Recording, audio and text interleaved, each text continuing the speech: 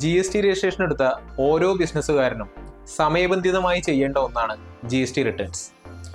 അതിനായി ഗവൺമെൻറ് ഓരോ GSTR ഫോമുകളും അതിനൊക്കെ കൃത്യമായ ഡെഡ് ലൈൻസും നിശ്ചയിച്ചിട്ടുണ്ട്. കൃത്യമായ ഡെഡ് ലൈൻസിനുള്ളിൽ GST റിട്ടേൺ ഫയൽ ചെയ്യാതിരിക്കുകയോ ഫയൽ ചെയ്യാൻ ഡിലേ ആവുകയോ ചെയ്താൽ ഇൻട്രസ്റ്റ്, പെനാൾട്ടി, ലേറ്റ് ഫീ എന്നിവയൊക്കെ ഓരോ ബിസിനസ്സുകാരനും ബാധകമാണ്.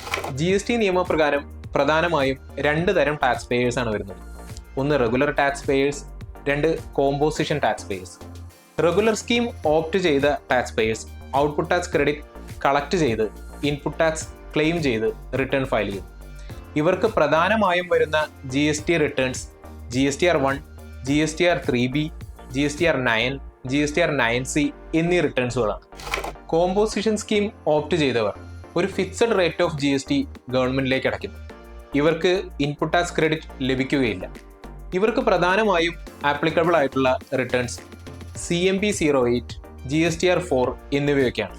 റെഗുലർ സ്കീമിൽ വരുന്ന റിട്ടേൺസിനെ കുറിച്ച് ഒന്ന് ഡീറ്റെയിൽ ആയിട്ട് നോക്കാം.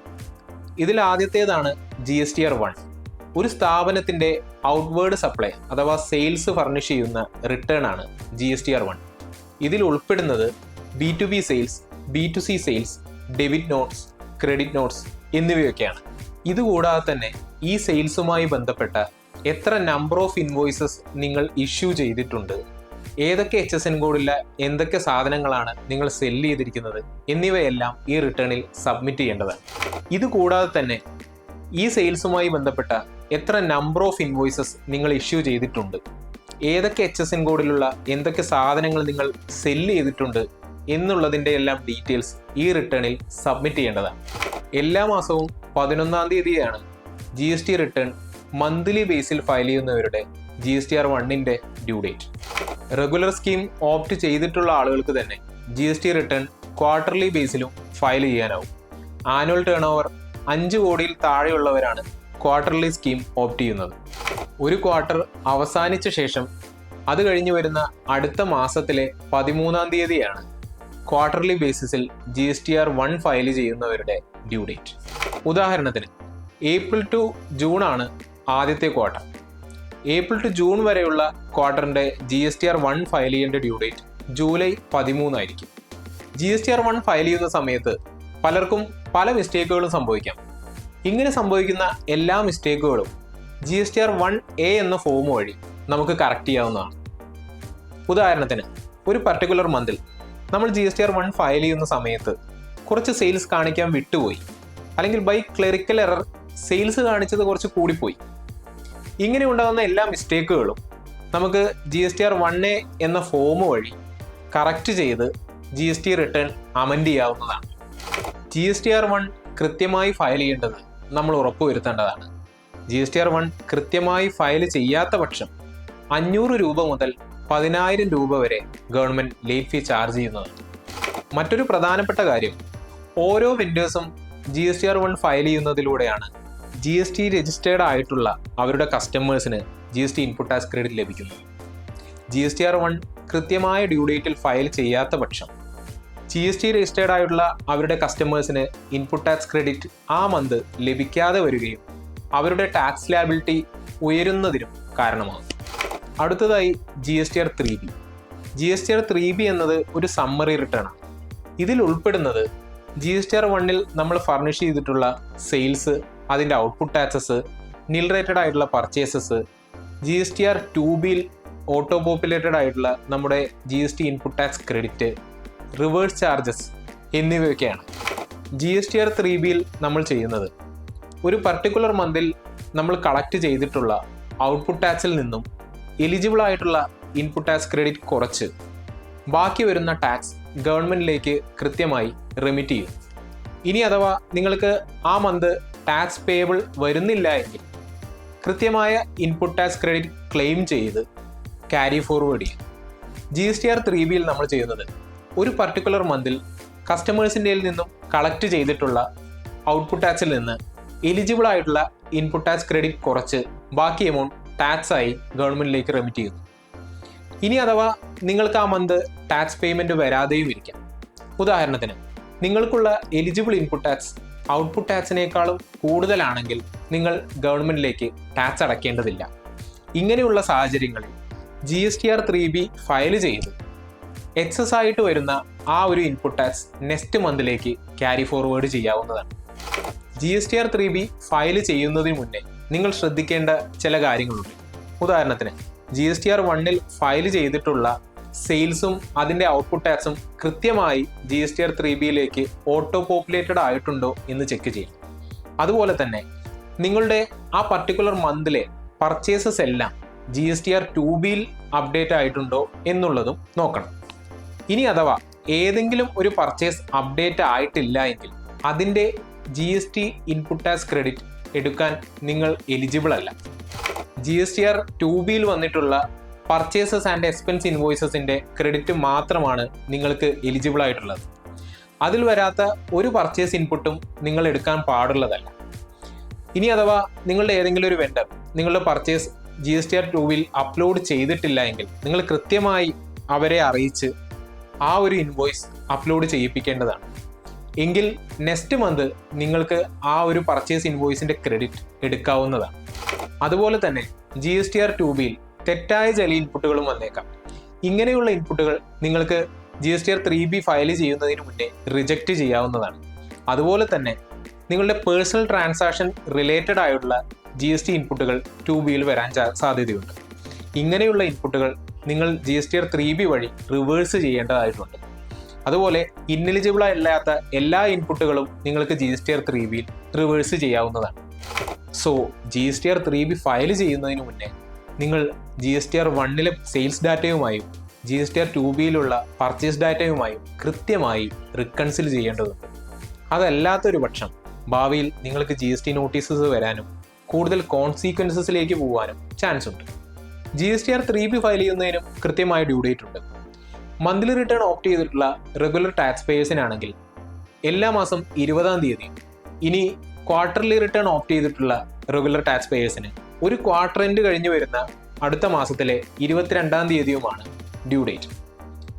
GSTR3B കൃത്യമായി ഫയൽ ചെയ്യാത്ത പക്ഷം 10,000 രൂപ വരെ ലേറ്റ് ഫീയും ടാക്സ് പേയ്മെൻറ്റിൻ്റെ 18% വരെ ഇൻട്രസ്റ്റും വരുന്നതാണ്. ഇതുവരെ നമ്മൾ സംസാരിച്ചത് റെഗുലർ ടാക്സ് പേയേഴ്സ് ചെയ്യേണ്ട മന്ത്ലി അല്ലെങ്കിൽ ക്വാർട്ടർലി ആയിട്ടൊക്കെ ചെയ്യേണ്ട റിട്ടേൺസിനെ കുറിച്ചാണ്. ഇതേ റെഗുലർ ടാക്സ് പേയേഴ്സ് ഒരു പർട്ടിക്കുലർ ടേൺ ഓവർ എക്സീഡ് ചെയ്ത് കഴിഞ്ഞാൽ ആനുവലായും റിട്ടേൺസ് ഫയൽ ചെയ്യേണ്ട ആവശ്യമുണ്ട്. അതിൽ 2 റിട്ടേൺസ് ആണ് വരുന്നത്. ഒന്ന് GSTR9, 2 GSTR9C. ആദ്യമായി GSTR9. പ്രധാനമായും 2 കോടിക്ക് മുകളിൽ ആനുവൽ ടേൺ ഓവറുള്ള റെഗുലർ ടാക്സ് പേയേഴ്സ് ആണ് GSTR9 ഫയൽ ചെയ്യേണ്ടത്. GSTR9 എന്ന് പറയുന്നത് ഒരു ആനുവൽ ഫോമാണ്. അതായത് മന്ത്ലി റിട്ടേൺസിൻ്റെയൊക്കെ ഡീറ്റെയിൽസ് ഫർണിഷ് ചെയ്യുന്ന ഒരു ആനുവൽ ഫോം. ഇത് ഫയൽ ചെയ്യുന്നതിന് മുന്നേ ആയി നമ്മളുടെ മന്ത്ലി റിട്ടേൺ നമ്മളുടെ ബുക്സുമായി റിക്കൺസിൽ ചെയ്യേണ്ടതുണ്ട്. ആനുവൽ റിട്ടേൺ ഫയൽ ചെയ്യുമ്പോൾ നമ്മൾ മന്ത്ലി റിട്ടേൺസിൽ എന്തെങ്കിലും മിസ്റ്റേക്സ് വരുത്തിയിട്ടുണ്ടെങ്കിൽ അതെല്ലാം കറക്റ്റ് ചെയ്യാവുന്നതാണ്. അതുപോലെ ആനുവൽ റിട്ടേണിൽ ഇൻക്ലൂഡ് ചെയ്യുന്നത് ആനുവൽ ആയിട്ടുള്ള നമ്മളുടെ sales, input tax credit details, reverse charges, ഏതെങ്കിലും ഇന്നെലിജിബിൾ ഇൻപുട്ട് ടാക്സ് ക്രെഡിറ്റ് നമ്മൾ GSTR3B വഴി റിവേഴ്സ് ചെയ്തിട്ടുണ്ടെങ്കിൽ അതിൻ്റെ details, tax paid details, annual HSN summary എന്നിവയൊക്കെയാണ്. ടേൺ ഓവർ ലിമിറ്റ് 2 കോടിക്ക് മുകളിൽ എക്സീഡ് ചെയ്യാത്തവർക്കും GSTR9 ഫയൽ ചെയ്യാവുന്നത്. ഉദാഹരണത്തിന് നിങ്ങളുടെ GST മന്ത്ലി റിട്ടേൺസിൽ ഒരുപാട് മിസ്റ്റേക്കുകളുണ്ട്. അതായത് കുറേ സെയിൽസ് എല്ലാം കാണിക്കാൻ വിട്ടുപോയി, അല്ലെങ്കിൽ ചില GST input tax credit claim ചെയ്തത് കുറച്ച് ഡിലേ ആയിട്ടാണ്. ഇങ്ങനെയുള്ള മിസ്റ്റേക്കുകളെല്ലാം നിങ്ങൾക്ക് GSTR9 വഴി പരിഹരിക്കാവുന്നതാണ്. GSTR9 ഫയൽ ചെയ്യുന്നതിലൂടെ നിങ്ങൾ ഏതെങ്കിലും ടാക്സ് പേയ്മെൻറ്റ് വിട്ടുപോയത് കൃത്യമായി അടയ്ക്കാവുന്നതാണ്. മന്ത്ലി റിട്ടേൺസിൽ നിങ്ങൾ മിസ്റ്റേക്സ് വരുത്തിയിട്ടുണ്ടെങ്കിൽ അത് ഭാവിയിൽ GST നോട്ടീസ് വരാനുള്ള കാരണമാവും. ഇങ്ങനെയുള്ള എല്ലാ മിസ്മാച്ചസും മിസ്റ്റേക്സും ഒക്കെ നിങ്ങൾ GSTR9 പരിഹരിച്ചിട്ടുണ്ടെങ്കിൽ ആ നോട്ടീസസിൽ നിന്നുള്ള കോൺസിക്വൻസസ് നമ്മൾക്ക് ഒഴിവാക്കാം. സോ GSTR9 ഫയൽ ചെയ്യുന്നത് നമ്മളുടെ മന്ത്ലി റിട്ടേൺസിൻ്റെ ഒന്ന് റിക്കൺസിലി ചെയ്യാനും കൂടിയാണ്. GSTR9 ഫയൽ ചെയ്യേണ്ടത് എല്ലാ വർഷവും 31 ഡിസംബറിനുള്ളിലായിട്ടാണ്. GSTR9 കൃത്യമായി ഫയൽ ചെയ്യാത്ത പക്ഷം മിനിമം 50 രൂപ മുതൽ മാക്സിമം ടേൺ ഓവറിൻ്റെ 0.5% വരെ ലേറ്റ് ഫീ ബാധകമാണ്. അടുത്തതായി GSTR 9C. Annual turnover 5 കോടിക്ക് മുകളിലുള്ള റെഗുലർ ടാക്സ് പേയേഴ്സ് ആണ് GSTR 9C ഫയൽ ചെയ്യേണ്ടത്. GSTR 9C എന്നത് ഓഡിറ്റഡ് ഫിനാൻഷ്യൽ സ്റ്റേറ്റ്മെൻറ്റും GSTR 9ഉം തമ്മിലുള്ള റിക്കൺസിലേഷനാണ്. ഇതിൽ പ്രധാനമായും വരുന്നത് input tax reconciliation, output tax reconciliation, turn over reconciliation, additional tax liability disclosure എന്നിവയൊക്കെയാണ്. ഓഡിറ്റഡ് ഫിനാൻഷ്യൽസുമായി GSTR 9 താരതമ്യം ചെയ്യുമ്പോൾ ഉണ്ടാവുന്ന ഡിഫറൻസസിൻ്റെ ടാക്സ് ലയബിലിറ്റീസ് നിങ്ങൾക്ക് GSTR 9C വഴി അടയ്ക്കാവുന്നതാണ്. GSTR 9C ഫയൽ ചെയ്യേണ്ടത് GSTR 9ഓടൊപ്പം തന്നെ ഉള്ള ഡ്യൂ ഡേറ്റ് ആയ ഡിസംബർ 31 കൃത്യമായ ഈ ഡ്യൂ ഡേറ്റിൽ GSTR 9C ഫയൽ ചെയ്യാത്ത പക്ഷം മാക്സിമം 50,000 രൂപ വരെ പെനാൽറ്റി വരുന്നതാണ്. ഇതുവരെ നമ്മൾ സംസാരിച്ചത് റെഗുലർ സ്കീം ഓപ്റ്റ് ചെയ്തിട്ടുള്ള ടാക്സ് പേയേഴ്സിന് വരുന്ന റിട്ടേൺസിനെ കുറിച്ചാണ്. ഇനി അടുത്തതായി കോമ്പോസിഷൻ സ്കീം ഓപ്റ്റ് ചെയ്തിട്ടുള്ള ടാക്സ് പേയേഴ്സിൻ്റെ റിട്ടേൺസ് ഏതൊക്കെയാണെന്ന് നോക്കാം. അതിൽ 2 റിട്ടേൺസ് ആണ് വരുന്നത്. ഒന്ന് CMP 08, 2 GSTR 4. ഇതിൽ CMP 08 ആണ് കോമ്പോസിഷൻ ടാക്സ് പേയേഴ്സിൻ്റെ ക്വാർട്ടർലി റിട്ടേൺ ആയിട്ട് വരുന്നത്. കോമ്പോസിഷൻ സ്കീം ഓപ്റ്റ് ചെയ്തിട്ടുള്ള ആളുകൾക്ക് ക്വാർട്ടർലി റിട്ടേൺ ആണ് വരുന്നത്. അവർക്ക് മന്ത്ലി റിട്ടേൺ ബാധകമല്ല. CMP 08ൻ്റെ ഡ്യൂ ഡേറ്റ് വരുന്നത് ഓരോ ക്വാർട്ടർ അവസാനിച്ചതിന് ശേഷം വരുന്ന അടുത്ത മാസത്തിലെ 18-ാം തീയതിയാണ്. CMP 08ൽ ഫർണിഷ് ചെയ്യേണ്ടത് ക്വാർട്ടർ വൈസ് ആയിട്ടുള്ള സെയിൽസ് ആണ്. റെഗുലർ ടാക്സ് പേയേഴ്സിനെ പോലെ GSTR 1, GSTR 3B എന്നിങ്ങനെയുള്ള റിട്ടേൺസ് ഒന്നും കോമ്പോസിഷൻ സ്കീമിന് വരുന്നില്ല. കൃത്യമായി CMP 08 ഫയൽ ചെയ്തിട്ടില്ലെങ്കിൽ ലേറ്റ് ഫീ ബാധകമാണ്. അതായത് ഡെയിലി 200 രൂപ മുതൽ മാക്സിമം 5000 രൂപ വരെയാണ് CMP 08 കൃത്യമായി ഫയൽ ചെയ്തില്ലെങ്കിൽ ഉണ്ടാകാവുന്ന ലേറ്റ് ഫീ. അടുത്തതായി കോമ്പോസിഷൻ സ്കീം ഓപ്റ്റ് ചെയ്തിട്ടുള്ളവർക്കുള്ള ആനുവൽ റിട്ടേൺ ആണ്. ഈ ഒരു ആനുവൽ റിട്ടേണിൻ്റെ പേരാണ് GSTR 4. GSTR 4ൽ നമ്മൾ ഫർണിഷ് ചെയ്യേണ്ടത് ടോട്ടൽ ആ വർഷത്തെ outward supply, inward supply, tax paid details എന്നിവയൊക്കെയാണ്. GSTR 4 ഫയൽ ചെയ്യേണ്ട ഡ്യൂ ഡേറ്റ് വരുന്നത് ജൂൺ 30. GSTR 4 കൃത്യമായി ഫയൽ ചെയ്യാത്ത പക്ഷം ഡെയിലി 50 രൂപ മുതൽ മാക്സിമം 2000 രൂപ വരെയാണ് ലേറ്റ് ഫീ ഉള്ളത്. ഇത്രയൊക്കെയാണ് റെഗുലർ ടാക്സ് പേയേഴ്സും കോമ്പോസിഷൻ ടാക്സ് പേയേഴ്സും ഫയൽ ചെയ്യേണ്ട മന്ത്ലി, ക്വാർട്ടർലി, ആനുവൽ ആയിട്ടുള്ള റിട്ടേൺസ്.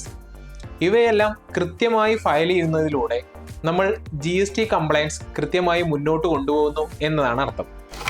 ഓരോ ടാക്സ് പേയേഴ്സും കൃത്യമായി റിട്ടേൺസ് ഫയൽ ചെയ്ത് ഭാവിയിലുള്ള GST നോട്ടീസസ് പോലെയുള്ള കോൺസിക്വൻസസ് ഒഴിവാക്കേണ്ടത് അനിവാര്യമാണ്. അടുത്ത വീഡിയോയിൽ നമ്മൾ പുതിയൊരു ടാക്സ് കംപ്ലയൻസ് സബ്ജക്റ്റുമായി വരുന്നതായിരിക്കും. Stay tuned. ടാക്സ് JD വിത്ത് സിദ്ധാർത്ഥ്.